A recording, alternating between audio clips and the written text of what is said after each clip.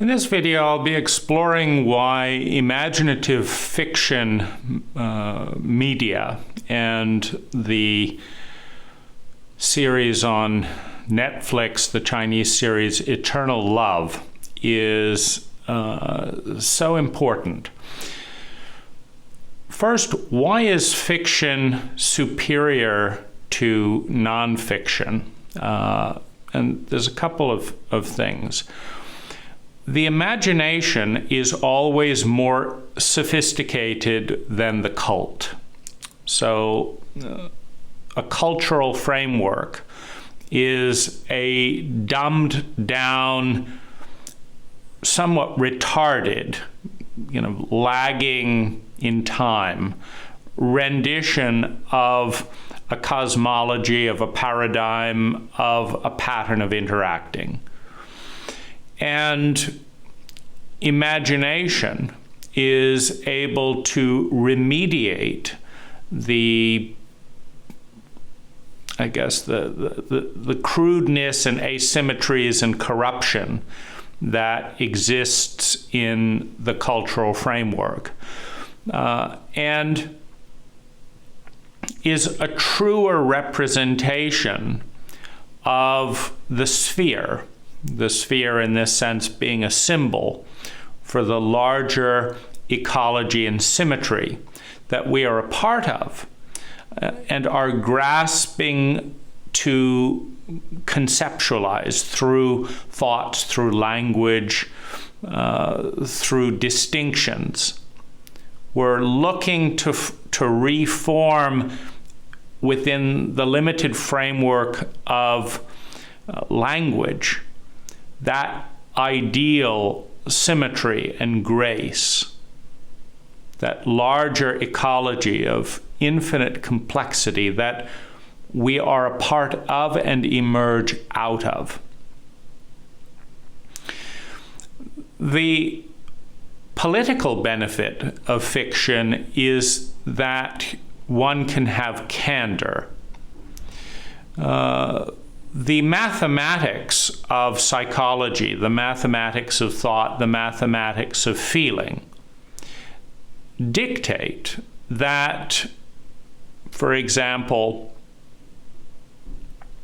hostile behavior, dishonoring behavior, produces anger.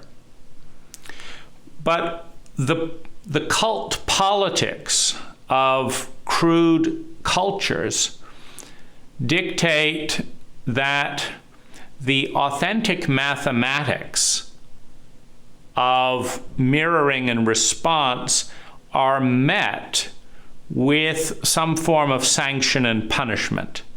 So you have cults where emotional intensity is taboo.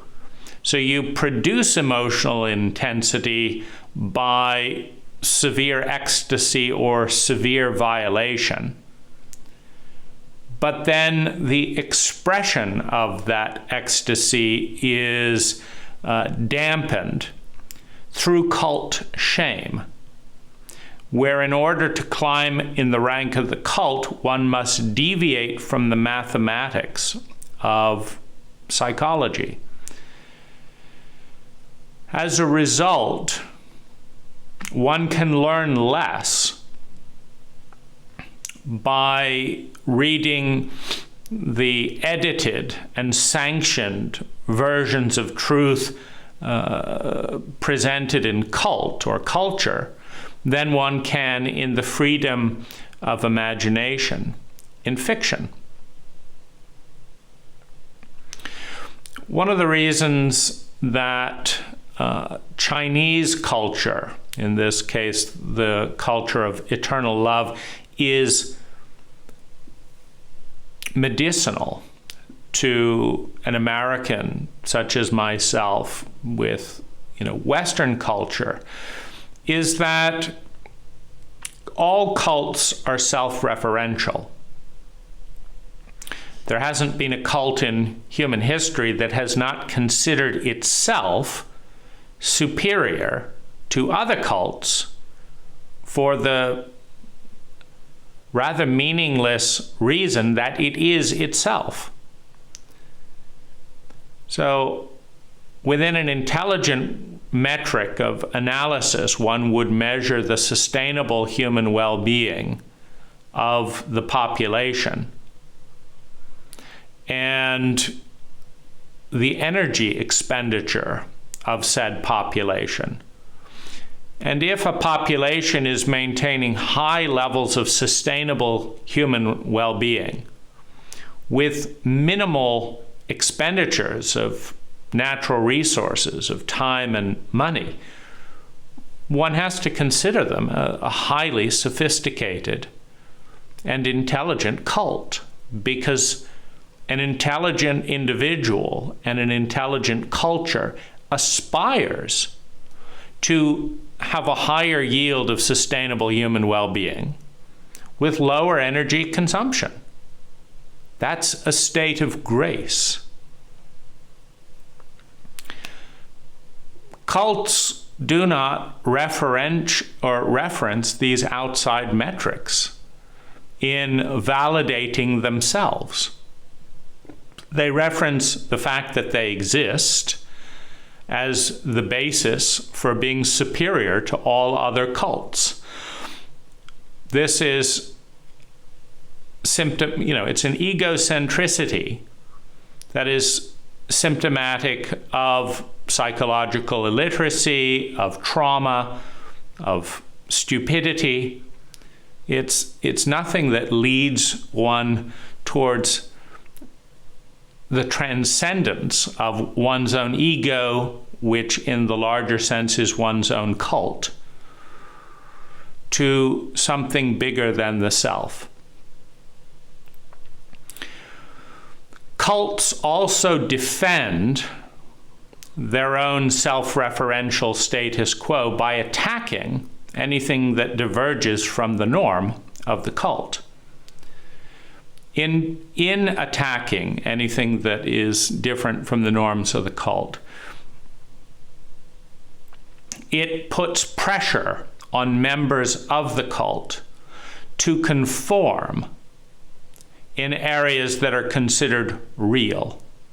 But fiction is not considered real, which makes it more real, because in fiction one has permission without punishment to diverge from the norms of the cult. In fact, in many cases, the fiction reader or viewer welcomes the transcendence of the cult as escapism or expanded consciousness, which is what it is. You are escaping the gravitational pull of your cult, and you are embracing a wider field of possibility.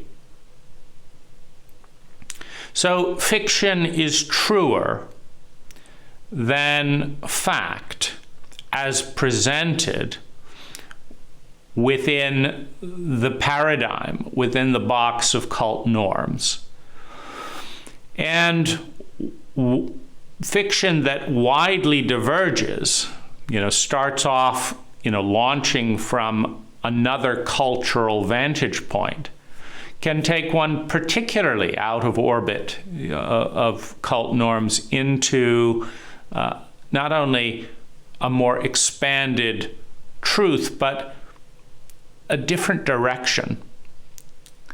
Now, when I watch Eternal Love, which is kind of translated crudely into English, I see the foundation of the Chinese cult, which is very much about ranking everyone. And so there's, if you're a disciple at the god of war, so we're dealing in lands of archetypes here, you're ranked.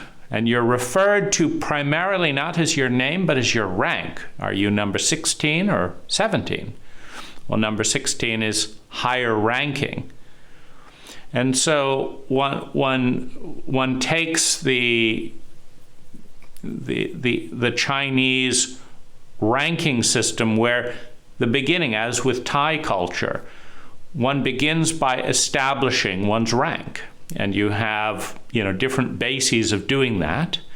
One is proximity to power, another is age, another is force, one's degree of mastery in contest.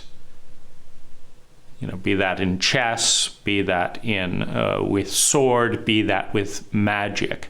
And so you have a ranking hierarchy, and these are relatively, based on, on Asian culture. But then you have the beauty of the landscape and a certain amount of transcendence of, traditional laws of physics. So you're beginning to expand beyond the gravitational pull of matter. And one's also going out beyond the mundane time into the mythological time, with tens of thousands of years being related. And you have the distinction between the mortal world and the projected heaven world.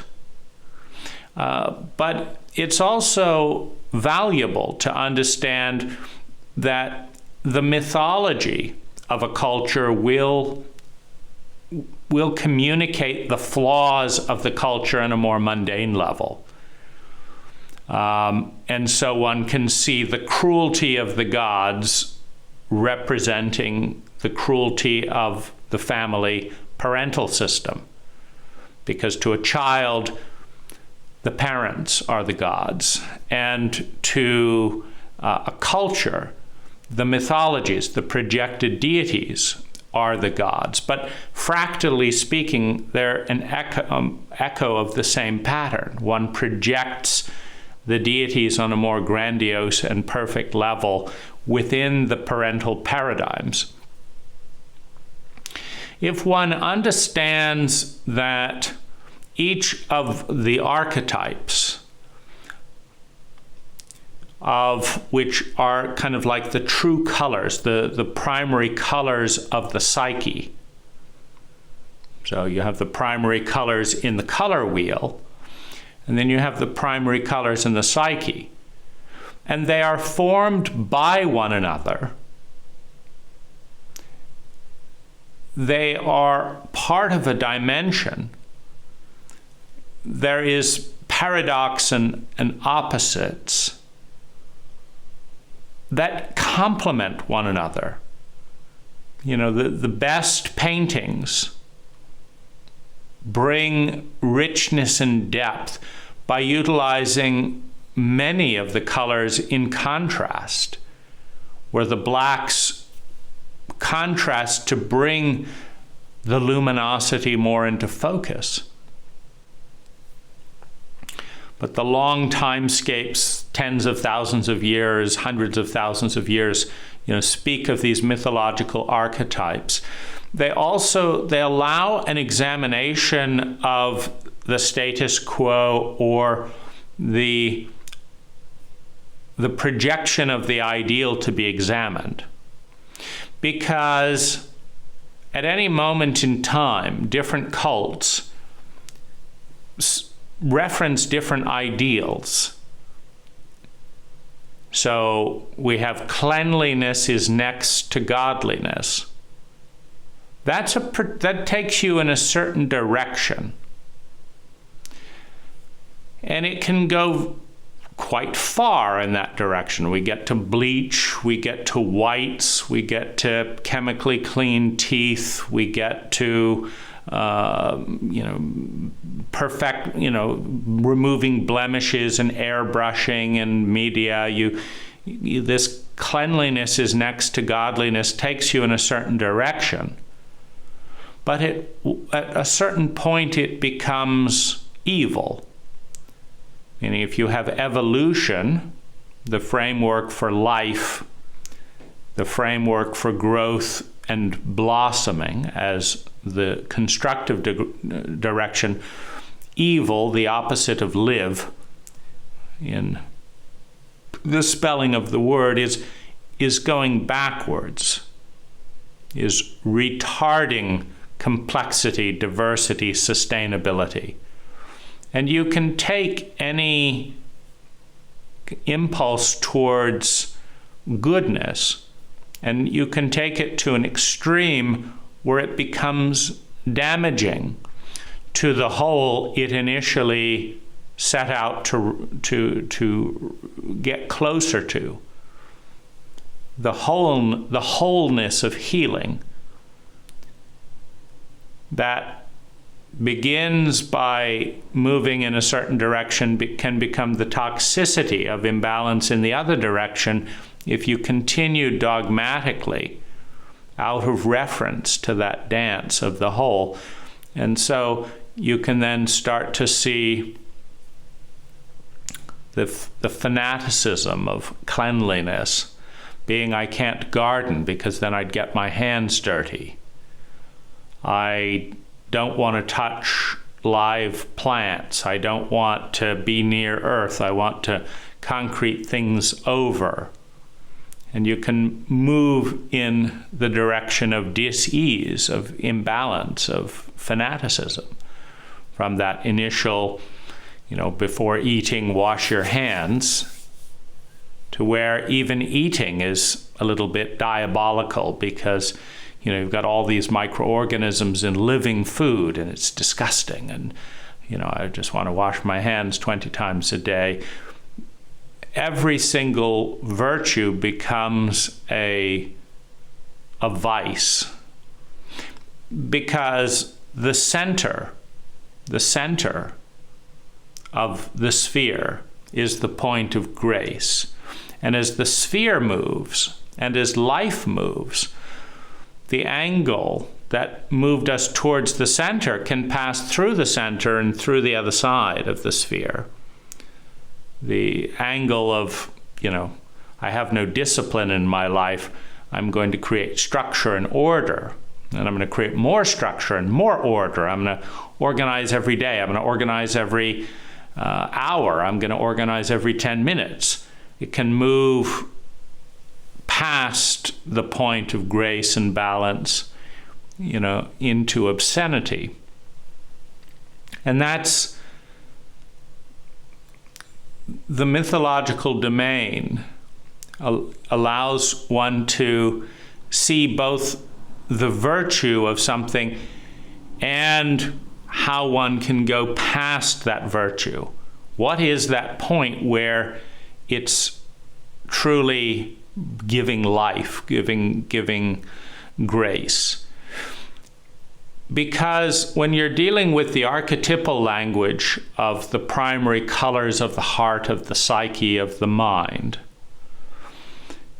it's important to understand that all of the relationships in a mythological conversation are going on inside.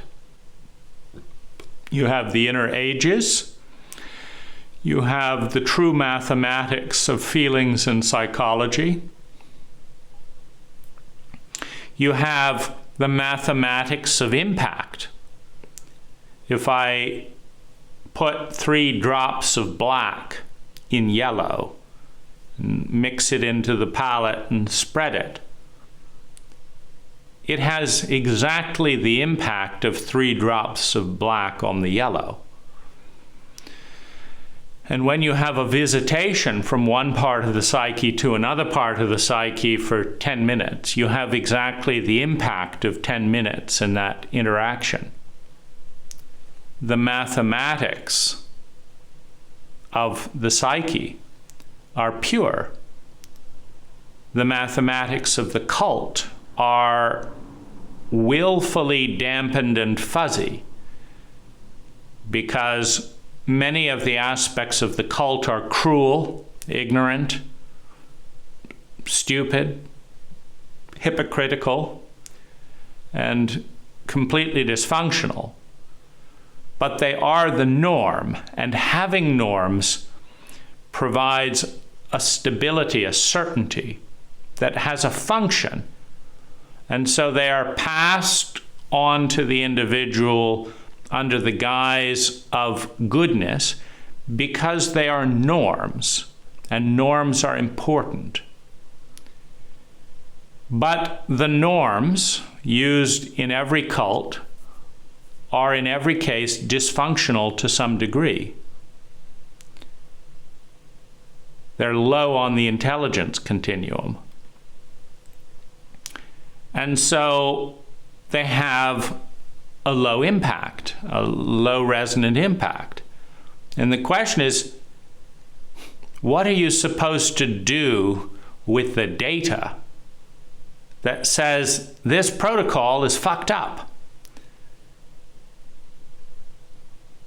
It's disastrous, but it's normal. And the cult's response is to dampen, to hide, to mitigate, to avoid all of that. But with the normal response, and to internalize all of this reactivity, all of this data that would challenge the norms of the cult. And so one gets to explore that a little bit more consciously with something like Eternal Love and other grand, epic, true renditions of imagination. The imagination will always give a truer version of medicine than the cult, a truer rendition of aspects of the shadow cult that are suppressed and denied, having been created by the cult dynamics, meaning the cult dynamics create child pornography, repression, rape, chauvinism, glass ceilings, brutality, bullying. The cult dynamics create these phenomena, mathematically speaking. But having produced equations, 2 + 2 - 1 = 3, that's an equation. The cult takes certain byproducts of its own equations and punishes anyone who reveals their proximity to the byproduct. So the cult produces a chauvinistic and abusive boss, and the cult produces a capitalist framework that rewards the boss for abusing the employees. And the cult produces psychologically illiterate human beings, which is an equation that says that that violated and abused employee will go home and abuse either themselves, which will then ripple out to abuse their family, or they will abuse a family member. And the law of mass dictates that it will be a lower ranking family member rather than a higher ranking family member, because if you abuse the highest ranking family member, the family splits apart because the one with the greatest authority refuses to be part of the system in which they are violated. But the one with the lowest authority and rank depends on those with higher rank for their human needs, and so will comply with the abuse. So the cult directly produces severe childhood trauma and abuse. But having created this equation, pretends that it is horrified that there could be. It can't be. We are a perfect cult. We're better than all the other cults in human history. We all agree that abusing children is bad. Therefore, we do not abuse children. In other words, we deny the evidence that would shake the foundation of a dysfunctional cult. Having denied the evidence as a way of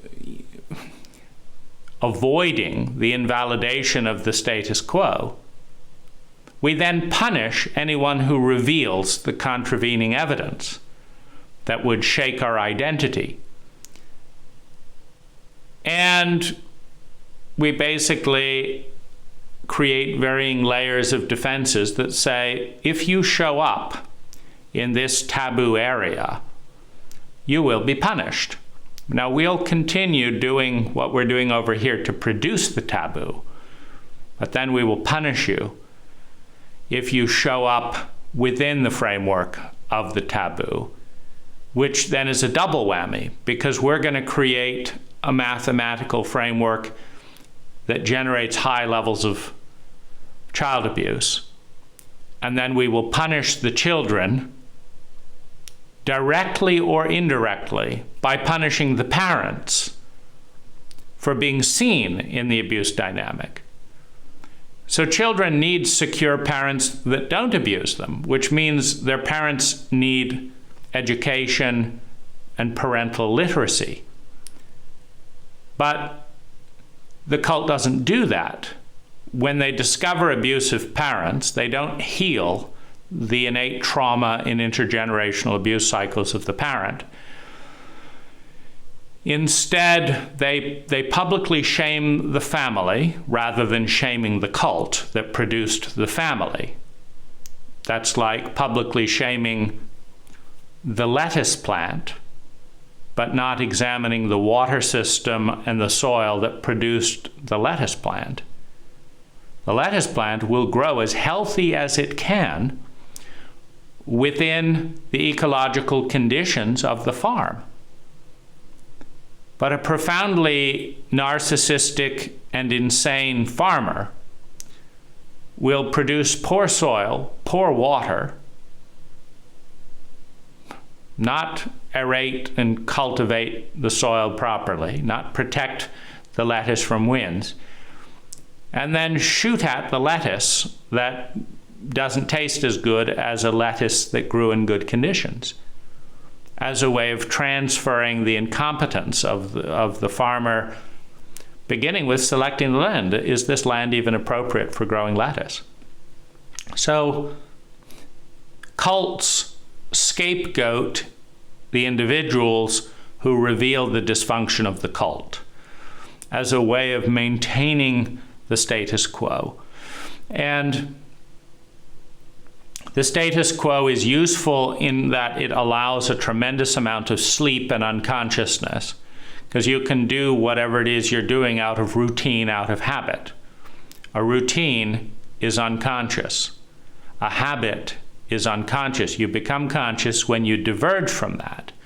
And when you're at a low level of consciousness, it challenges the brain to question and go into the unknown in too many areas. And so you protect norms which keep you asleep. This is another area where mythology and fiction can help bring awareness to just how sleepy we are. So I highly recommend Eternal Love looked through the lens that, first of all, what's great about mythologies that include heaven is perceived to be perfect. But if you look at heaven, you will find that it is filled with cruelty, deception, hypocrisy, abuse of power, and yet it is a prettier version of all of those things than on the mortal world. And it's valuable to examine those practices that are elevated towards heaven. The best you can say for heaven is that it is more powerful, meaning there's more brute force available to those that are projected to be in heaven. And so power is good in the mythology. There is not any more humanity. In fact, there is sometimes more cruelty. You've got a problematic paradigm when the leader at the top of the paradigm has to suffer more than the average person, or when the heaven being has to suffer more than the average mortal. You've designed a system where as you ascend it it's so poorly designed that your quality of life gets worse. And you can look at that in the American CEO system, where it depends. But there are many things that get worse as you climb up. To be a U.S. president is to be in absolute hell most of the time. Working 18 hours a day to do so. It's an absolute nightmare. And so then what are the values that created that pyramid where you would feel increasing stress and dis-ease the higher you climb on the pyramid? And so the landscape of mythology, the landscape of archetypes, the truth of the interaction, just the medicine of a completely different framework of dress, of bowing to different deities, has left me just incredibly appreciative. Starting with the exquisiteness of editing and detail, that's invested into this, and the appreciation of ambiance, because Asian cultures are more feminine than Western cultures. So there are fewer words with more feelings and more set and setting.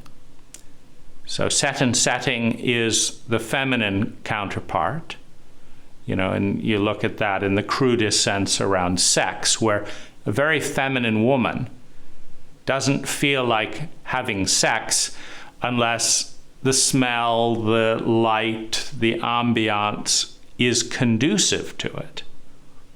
So it's an entry into consciousness through ambiance. Whereas the male, it's not about context at all. The masculine principle of a very masculine, it's goal-oriented. Hey, we could have sex in the elevator. We've got about 45 seconds. Yep, that's a goal. Let's do it. And Western culture is more masculine than, Asian feminine culture. And so music is incorporated, themes, colors, it's an entire landscape of the feminine principle, while still maintaining the chauvinism of masculine superiority. So it's a very interesting paradox. Anyway, enjoy, and if you feel like chatting some after you've watched the series, reach out.